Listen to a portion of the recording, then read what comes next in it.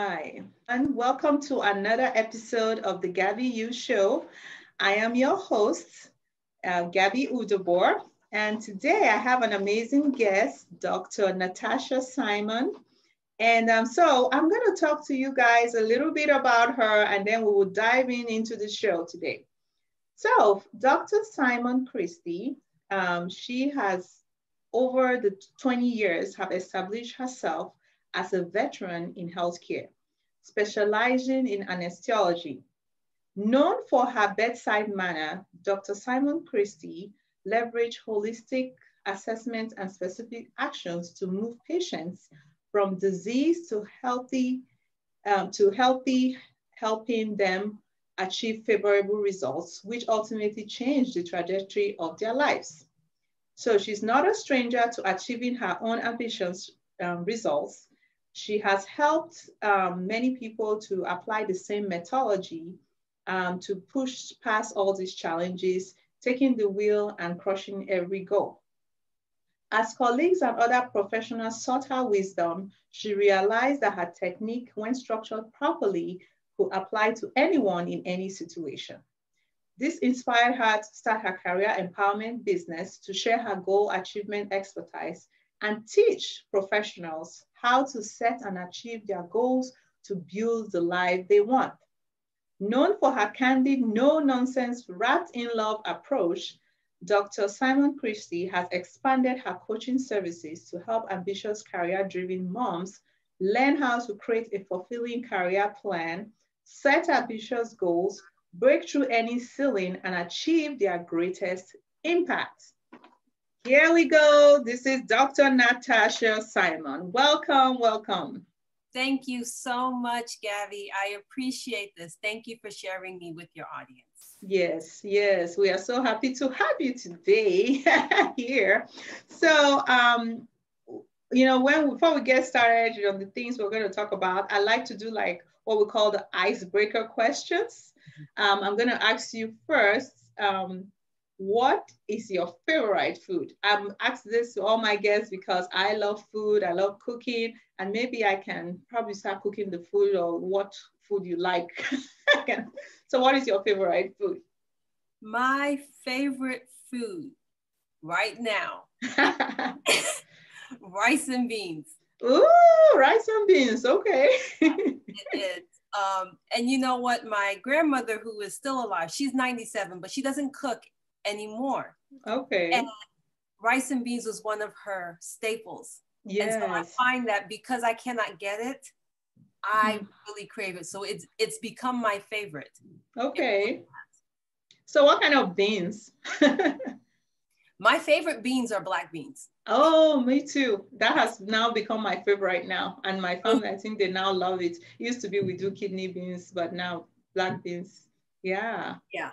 Oh. I do kidney beans, but my favorite, if you're asking me my favorite, it's going to be black beans. I try to vary it for the family because, they can get bored so easily. Oh yeah, girl, that's why I'm always doing experiments of different, how to modernize it, still make it healthy and delicious, Yeah, awesome.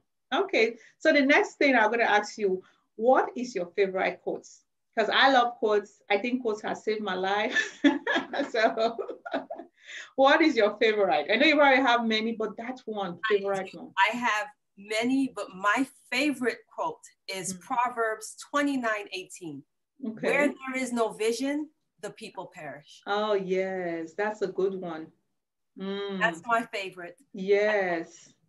Several times throughout the day, because sometimes people are on this earth wandering aimlessly.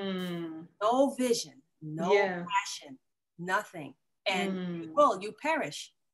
That's a very good one. Yeah. Right on the inside, very, very slowly. Yeah. And I mean, it applies in any part of your life because I've had some people, they will tell me like, oh, I don't think I know my passion or know what I am, my purpose on this earth. I'm like, you everybody, or they will say they don't have. I'm like, no, you do have. God made you and you have a purpose. It's just that you haven't taken time to figure it out. It doesn't mean you don't have it, Amen. Amen. You sound like you've been to my career lab already. Amen. Yeah. Awesome. All right. So I would like to, this will be like you can just go in as much as you want to here. So I want you to share the key things that has shaped you to be this woman you are today. So I want you to share with me the struggles, the victories. Is it in your health, business, career, growing up, motherhood, all that? What has those key things that you feel like this has made me to be this woman living here today in this world? And I'm still learning who I am. I will never stop learning. But all of those things that you mentioned. So my faith is my core. It's my center. Yes. My parents are Haitian, so I am firstborn generation in the United States. And the faith was what kept us together. My parents' English was not their first language. Yes. It became mine. I became bilingual. And because of my faith, I learned how to operate from a place of gratitude, no matter what is going on.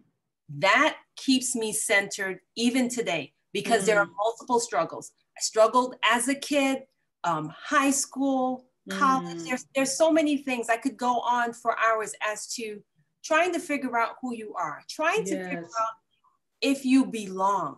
You you belong to your family. Yes. And you go out in the world and you have the most confidence as a kid sometimes until somebody comes and they crush it.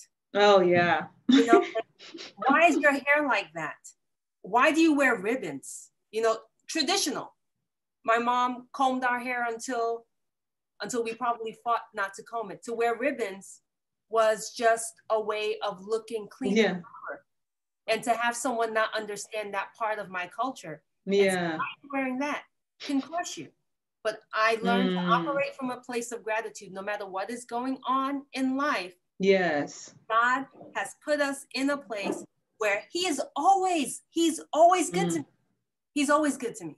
Yes. In my career, in motherhood, let me tell you, when I left school, I knew, okay, I'm going to be this nurse. Then I went back and I said, I'm going to do anesthesia. All these things that I was doing, I was laser focused on them. And then I said, okay, fine. My parents, when are you going to get hitched with somebody? I'm walking. Yeah, that's the thing. It's like when you finish school, it's like, what is the next thing? What is the next thing? And then I had my kids. I did not plan on having children. My kids think it's hilarious. Never planned on having children because in my mind, what I saw as being a mom was a burden. It was a lot, right? If I grew up in Brooklyn, New York, and I remember my mom never came home without bags from groceries, uniform. She always had something for us. And I watched the men, and the men walked around free. You could not tell if a man had children or not, but you could always tell a woman. Oh, yeah. She carries her whole family with her. And I'm like, oh, this is too much of a burden. I'm not going down that route. And I met my husband and I told him this. And he said, okay. And, God tugged at my heart and said, you have too much to share. Yes. Do not want to have these. Yeah. And I had one and I said, okay, fine, I'm just having one. And then I went back and I had another one. God has a good sense of humor. It's like, it's gracious. It's like, look at what she's talking. But in doing this is where the struggle came, because now I have these children who I love, and I have a job that's extremely demanding. And I'm trying to figure out, how do I balance this? Again, operating from a place of gratitude, saying, wait a second, you should be thankful for all of these things. Let's figure it out. Let's figure it out. And in figuring it out, what I learned is pull back. We have these unrealistic expectations of what a wife and mother is supposed to be. And it's given to us by society that I am supposed to be everywhere, all the time, for everybody. And that I'm giving of myself and not taking care of myself. Yes. Putting self-care at the back of the list, because thinking that self-care was selfish. Yeah. Oh, girl. From an empty cup, giving everything I had to family. I was at work, feeling guilty at work because I wasn't with my family. Yeah. When I was with my family, I was thinking, how could I be better at work? And I said, no, something has got to change. Yeah. So all of these lessons that I have learned help me, you know, when I reached my 40s to say, wait a second here. This is a one-way street. I can't go back and change anything that has happened. So everything that has happened to me up until this point today has happened purposefully. God has designed this plan for me. I need to get on board with the plan. His plan is always better than the plan I have for myself. Yes. So all of these questions and these concerns that started coming, it's because as I was taking care of my patients, I was helping them.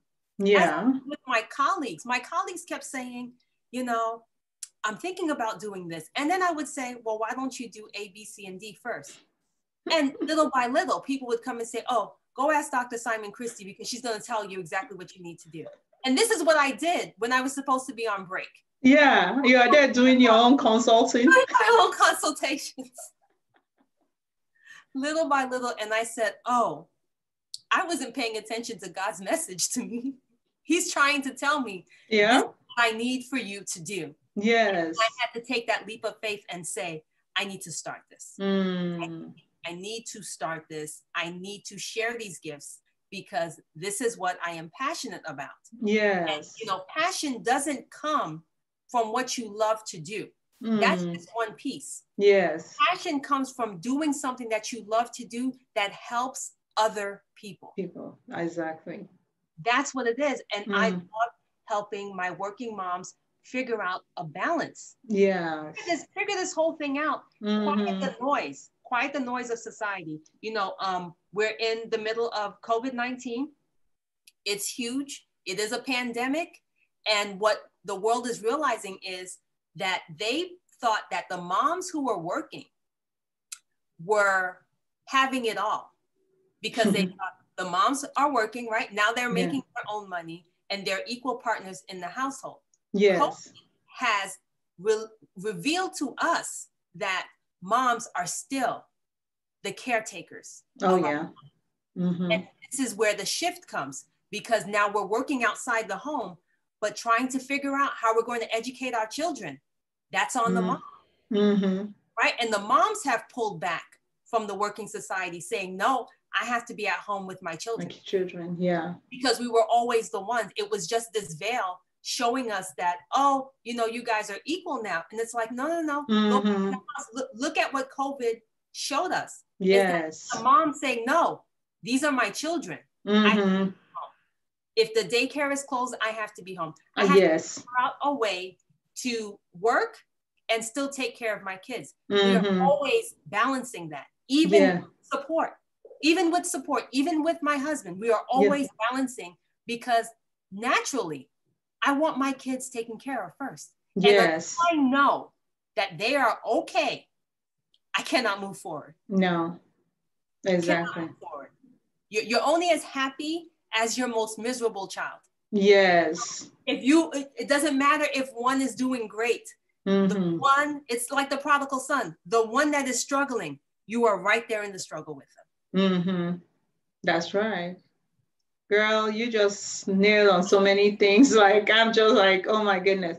And, you know, and that is why, you know, for me, I became passionate about saying I want to work for women, help women, because, and I know some people have asked me, why do you just want to focus on women? I said, the thing about women, we are so powerful in the society, and we have a lot of women, we are just giving up. And even if you look at statistics about depression and all that, women is higher for women. And, you know, it extends more, of course, if you're a woman of color, you know, it's just like, again, more stuff and all that. But since women, knowing that women were so powerful, we influence a lot for our kids and all that. And that, you know, that is why, you know, we have to make sure we are armed with the tools to keep us going. Talking about self-care, you know, that thing you said, I actually talked to one of my guests, we were talking about that self-care is not selfish.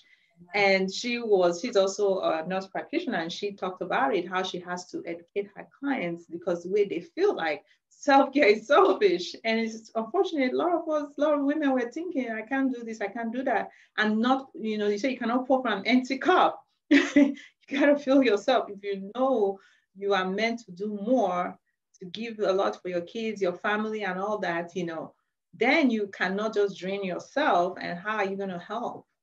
And so I love that, what all these things you said, how it shaped you, having that gratitude, growing with gratitude, because things are not going to always be rainbows and, whatever, happy all the time. But how do you stay joyful, not happy, joyful, even though the situation is bad? And that comes from having that heart of gratitude that can, move you to do other things. So yeah, that's so powerful, Yeah. Wow. So what would you say now that you are most proud as a woman? If somebody wakes you up at night and tap you, say, hey, Dr. Natacha, what are you most proud of? What is going to come to your mind? I am right now 43 years old. I am most proud of being able to use my voice. Yes. Because for a long time, I wouldn't say what I was thinking. And I'm proud of my family. I'm proud of my work. I'm proud of my relationship with God. But yes. I am most proud of being able to use my voice. No longer fearful of what someone else might think. Yes. Just being myself, using my God-given talents. Yes. To use my voice to change the world. And that is liberating. Yes, I'm telling you, it is, because we've had people that, I've seen that they have a lot of potential. Now I'm going to say my nursing students, when I worked with them yesterday, it was their last day of clinicals. And I had some of them that they could not believe that how they did well in the semester. And I told them, I said, you have more potential than you think. It is that thing of, it starts all here, mindset, I know, because a lot of them, I see them, is that fear. They don't have that confidence. They feel they cannot, talking about to speak for themselves or what they can do, they are scared. And if one can change that mindset, you are able to do so much more, And I have to tell you, as women, our mindsets are the core of us, but the reason why it's so complicated is because in our society, we raise boys and girls differently. And so when a young boy wants to play baseball, for instance, and he's not good at it, he gets tons of encouragement to say, try again. You can do this, try again. It is instilling confidence in our young ones. Yes. When a girl wants to do something and she doesn't do it well, instantaneously they say, maybe you shouldn't do that. Yeah, it's not meant for you. Nobody encourages our young ladies to say, you want to play volleyball? Try again. Yes. You want to write a book? Just start writing. Try again. You will get better. We don't hear that as young ladies. And so we internalize that and always have these questions in our heads about if I am good enough. Yes. If I am smart enough. If I am pretty enough. You already got into the program and you're still doubting yourself. Yes. It's like you are almost graduated. You've come this far.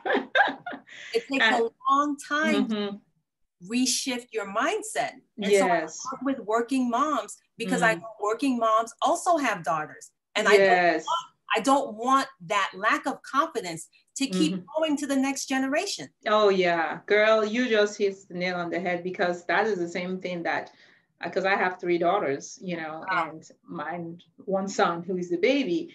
And some of the things I'm doing for myself, like the personal development, all this stuff, in the last 3 years, I really got into that. I see it that it's not for myself, I'm doing it for my girls too, because they are watching, And for me, I have learned a lot to my mom too. She's a strong woman. She's that kind of person too, that she was very big on trying different kind of business. She's always so much like an advocate, even for, I mean, the way she will help her in-laws and all that, like they are her own people, you know, she was well known. And somehow I find out that I'm kind of that way now.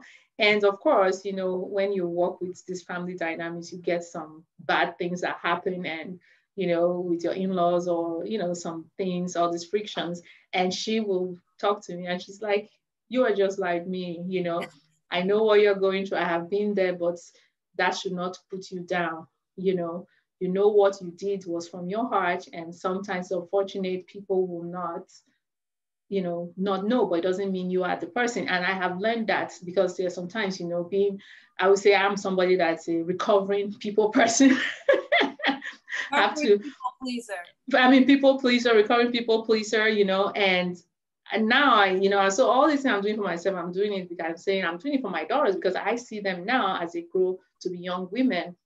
They encounter some of these problems. You know, I know one time my daughter with her jobs, and she, you know, was wondering why somebody was so mean, and she wanted to quit the job. And I said, you know what, there are going to be those mean people everywhere, but it doesn't mean it's you. It's, you know, you have to find a way to get yourself together, you know, with these things. And so it's just that thing, that if you are able to empower the women, you are empowering the children too, as well. They are watching. They are watching all the time. Our young ladies, they need a blueprint. And you build confidence by practicing confidence. You're always going to have conflict with, you're not going to go through this world without conflict. You just have to have your internal core mindset set and say, when this happens, this is how I'm going to react. Yes. And the more you do that, the better you get at it. And then you become confident in it. And then you recognize that people are in this world and they do have lots of problems. And sometimes it has nothing to do with you. Exactly. Nothing to do with you. You just have to be the outlet. You were there at that point in time when they felt that they needed to release it. And so it happens to be you. You are there.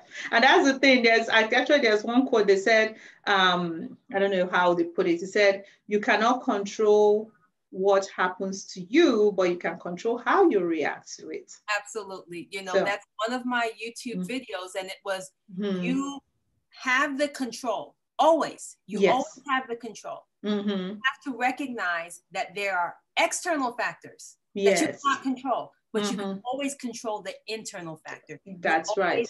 You have that. You have that power. Yeah, that's right. Awesome. So what is some encouraging words before we finish the show today that you want to give the woman listening? What are some of your encouraging words you can give? I am telling my women today, you are already enough. You do not need validation from anyone else. You are already enough. And if you're anything like me, you're probably doing too much to try and show that you are enough, but you are already enough. So today is the day where you take one thing off your plate. There is something that you are doing that you believe can only be done by you. And that is not true. And I'm talking about within the household. Give up something. Give it up. It's painting you down. It is making you tired. You find no joy in it. Someone else can do it. Someone else can do it. Just go through and decide the one thing that you're going to give up so that you can give yourself some breathing room. You're already enough. You're already doing too much. You're an awesome mom. You are a wonderful wife. You are a good person in general. All of those titles didn't make you good. God made you enough. If you're standing here, you're already enough. Take that with you. You are already enough. And in doing too much, you're trying to prove to people that you're enough. You already have everything you need to be successful. So lighten your load. Take one thing off your plate and breathe.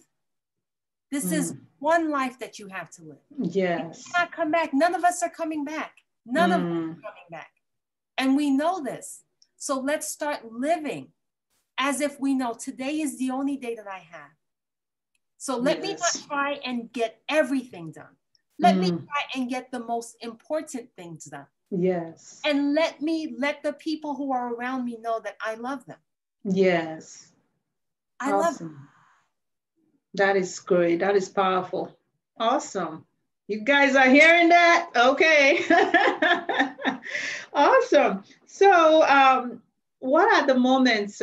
Is there anything you're working new at this time? Any projects? I'm always working on something. I'm a working career mom. Yes. Right now, I'm working on, I have completed the career lab. Okay. And I have a career lab waitlist. And what it is it is a system, a program designed for working moms who have put their careers on pause while they had children. It's also for women who are kind of feeling like they're lost. You know, they go to work, they show up, but something is pulling at them a little bit more, and they are unfulfilled, and they want to figure out what their next step is. So that's what I've been working on. I do that on a one-to-one consultation, but they're only 24 hours in the day. And so I've designed this program to allow more women to go through that with me. And I walk them through all the steps that they need so they can get some clarity in what their career and their life is going to look like. Okay. All right. That would be awesome. That would be great one. A lot of mamas need all that. Okay. And do you have any freebies or anything? How can people in your website or anything, how can people connect with you? Connecting with me is very easy. I think I'm everywhere. Follow me on YouTube at Dr. Natacha Simon-Christie. And that's where most of my content is. It is good content. Grab your pen and your paper, take your notes, review them, because you're going to learn there. You can follow me on social at Facebook, Dr. Natacha Simon-Christie. I am most engaged on Instagram at Dr. Natacha Simon-Christie. You can also find me on Twitter at Dr. Simon-Christie. Now, if you follow me on Instagram, you'll get a peek into my world, because I am telling you, nothing goes according to plan. Yes, I love Instagram. Yes, awesome. Okay, so all these connections, things we have with Dr. Natacha, I'm going to put it in the show notes. If you are listening to this on podcast, and if it's on YouTube, you'll find all this information under the description. So yeah, so thank you so much for coming today. And so this is the end of the show, and I'll see you guys next time. Bye-bye.